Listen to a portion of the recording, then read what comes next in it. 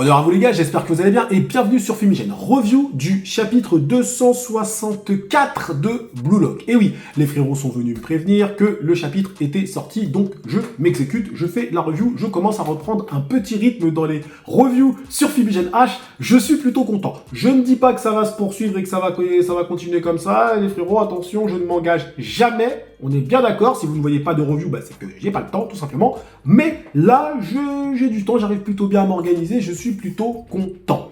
Écoutez, c'était le chapitre sur Kiora Jin. Oui, Kiora Jin, l'homme de la limite. Il est appelé comme ça, il est défini comme ça dès le début du chapitre. Mais avant de parler de Kiora Jin, on va parler du fait que vous allez vous abonner. Il faut vous abonner, il faut liker, il faut partager, il faut commenter et il faut s'abonner aussi au Discord. Il faut faire beaucoup de choses pour regarder cette vidéo. Il y a beaucoup de choses à faire, les frérots. Écoutez, faites-le, ça me fait plaisir, ça permet de faire monter la chaîne. On a eu pas mal de nouveaux abonnés sur les dernières semaines, ça fait plaisir. Et oui, il y a de plus en plus de personnes qui me demandent du Blue Lock.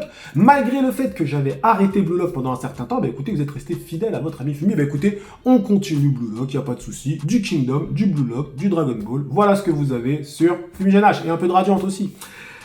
Kiora Jin. Alors, il semblerait que ce soit l'homme qui puisse faire pencher la balance d'un côté comme de l'autre. Kaiser ou Izagi? Écoutez, apparemment, la réponse, c'est Kiora qui va nous la donner. Bon, dans ce chapitre, il n'a pas fait grand-chose, mais ça a été teasé comme cela. Apparemment, depuis le début, depuis sa naissance, c'est un homme qui est à la limite. Il est toujours limite. Il a toujours dû faire le choix entre son frère, son petit frère, son grand frère, etc. Ça a toujours été ça. Et au final, c'est toujours lui qui détermine du bon ou du mauvais côté. Du moins, c'est lui qui détermine la victoire de l'un ou de l'autre. Il semblerait que cette fois-ci, Kiora Jin sera encore une fois l'homme qui va déterminer qui aura la victoire entre Kaiser et Izagi. Les gars. Et oui, alors attention, il ne va pas définir la victoire du match. Je ne pense pas, parce qu'il y a quand même trop de données à prendre en compte. Le fait est qu'il y a aussi le PXG qui va devoir s'éveiller, parce que pour l'instant, ils sont fantomatiques, très clairement. Mais le PXG va devoir, à un moment donné de l'épisode, du chapitre, s'éveiller. Shidou, lui, a déjà marqué un but, mais je pense qu'il va faire mieux dans ce match. Et Rin, il est pire que fantomatique. Il est inexistant. C'est-à-dire que même un fantôme, ça existe. Lui, il n'existe même pas. Rin, le fantôme. Franchement, même pas le fantôme. Rin, l'homme inexistant. L'homme du rien. Le rien. On va l'appeler le rien. Le moins que rien. Rin ne fait rien dans ce match. Il arrive, il sort des petites phrases badass. Ouais, toi là, je vais te faire ceci. Bim. Il sert à rien. Et après, il perd la balle. Il fait rien. C'est d'ailleurs un petit défaut de narration que je note dans ce match. C'est que j'ai l'impression qu'on est dans un truc, là ça fait 3-4 chapitres, c'est que le bastard.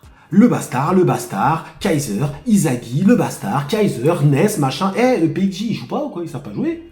Ils font des petites attaques vite fait, mais attendez. Dans ta narration, quand tu prends par exemple le match contre les Uber, le match contre les Uber, tu avais attaque contre attaque, et en fait, tu avais une attaque des bastards qui racontait quelque chose, parce qu'il aime bien raconter quelque chose dans les attaques. Après, tu avais contre-attaque des Uber, mais la contre-attaque des Uber racontait quelque chose aussi. Là, c'est tellement centralisé sur les bastards qu'on a l'impression que le PXG est fantomatique. Dites-moi vous en zone commentaire si vous pensez la même chose que moi, si pour vous, le PXG, là, ils sont juste là pour... c'est des plantes. C'est des pots de fleurs. Ils servent à rien pour l'instant, alors qu'on sait qu'il y a des joueurs qui sont monstrueusement forts. Donc, je pense que là, on a la partie bastard, mais après, on aura une grosse partie PXG. Et je pense que quand la partie PXG, elle va arriver, ça va être du sale. Très clairement, il y a moyen même qu'il remporte ce match. Mais bref, Kiora Jin, apparemment, va décider entre Kaiser et Izagi. Sauf que, on voit tout de suite que le Kaiser s'est éveillé. Et oui, le Kaiser s'éveille. Et quand le Kaiser s'éveille, il joue avec intelligence. Avant, il jouait avec compétence. Mais là, maintenant, il fusionne sa compétence avec son intelligence. Et qu'est-ce que ça veut dire, de fusionner sa compétence avec son intelligence? C'est-à-dire que, par exemple, un moment, dans le dernier chapitre, il a forcé Reichi à lui faire une passe. Pourquoi je dis qu'il a forcé Reichi? C'est parce qu'il a donné la balle à Reichi dans une telle position que si Reichi ne lui avait pas rendu la balle, Reichi passait pour un mauvais joueur. Il l'a donc obligé à faire un 1-2. Il a fait la même chose, encore une fois, avec Kunigami. Kunigami, il est, on va dire, en duel avec Shidou. Kunigami ne peut pas garder le ballon. Donc, en lui passant la balle, tu le forces à faire un 1-2 avec toi. C'est-à-dire que tu le forces à jouer avec toi. Kunigami, qui de base n'apprécie pas Kaiser, il en fait son allié avec sa compétence, en utilisant son intelligence de jeu et forcément sa métavision. Kaiser est actuellement, selon moi, l'un des joueurs les plus complets sur le terrain. Il est monstrueux, clairement et simplement. Le fait qu'il s'ouvre à d'autres joueurs, d'autres opportunités, montre qu'il est capable de se renier lui-même pour pouvoir marquer, pour pouvoir battre Izagi. Et oui, et Izagi le voit ça. Izagi, lui, reste dans sa façon de jouer. Il reste dans sa façon de jouer, ego, je dois marquer, je joue avec mon pote Iori Iyo, etc. Mais Kaiser, lui, ça n'a rien à voir. Kaiser, maintenant, lui, il est prêt à jouer avec tout le monde. Il fait des passes à tout le monde. Sauf que les passes qu'il fait sont tellement... Donc, ce sont des passes machiavéliques.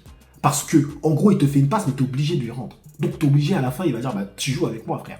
Et oui, il est... Franchement, j'ai trouvé que c'était très pertinent de faire ça. Parce que tu restes dans l'esprit footballistique, tout en utilisant ce cirque de ego à la Blue Lock. Et ça, j'ai trouvé que c'était vraiment très intelligent de l'auteur d'utiliser Kaiser de cette façon. Kaiser joue sur ses forces et non plus sur ses faiblesses. Il ne focalise plus sur Izagi seulement, il focalise sur son style de jeu, qu'il doit évoluer. Limite, il pourrait même remercier Izagi. Mais il l'a remercié, il lui a dit Dankeschön dans l'autre chapitre. Donc franchement, on a un très bon Kaiser. Est-ce que ça va aboutir sur un but ? C'est fort possible. C'est fort possible, clairement et simplement.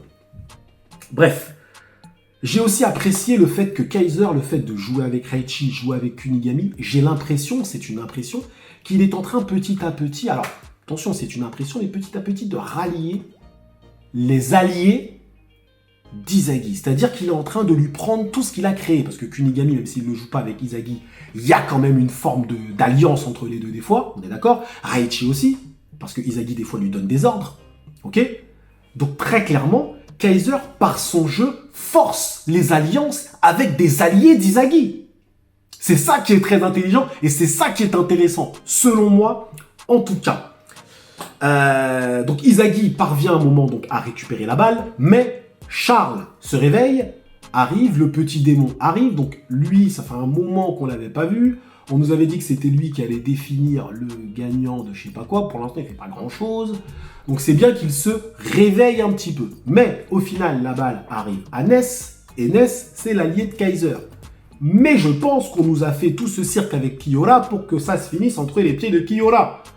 Donc, Kiora, je pense que Ness va choisir évidemment Kaiser, mais qui va choisir Kiora? Et ça, c'est la question que je vous pose tout de suite en zone commentaire. Selon vous, Kiora choisira qui? Il choisira Kaiser ou Izagi? Parce que c'est ça la question fil rouge actuellement, et les prochains chapitres vont y répondre.